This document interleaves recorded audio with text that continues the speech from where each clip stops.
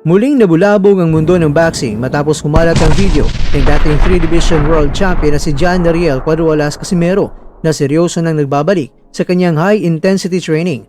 Matapos ang ilang buwang pananahimik, nagpapadama na muli ang Pinoy Pride. Ngunit bukod sa kanyang bilis at bagsik ng suntok, may isang detalyeng hindi nakaligtas sa mapanuring mata ng mga fans.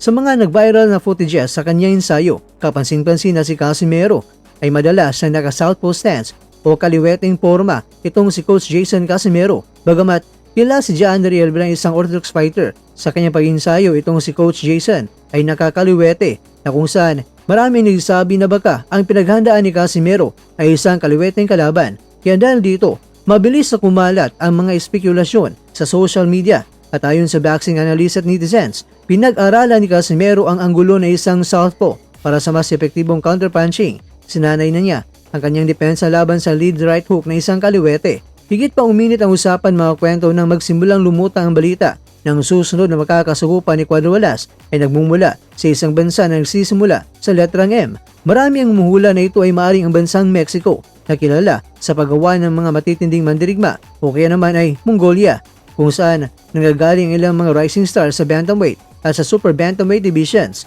Hindi lang basta ensayo ito, mukhang may partikular na target na si Casimero. Kapag ganyan na naka-southpaw stance itong si Coach Jason,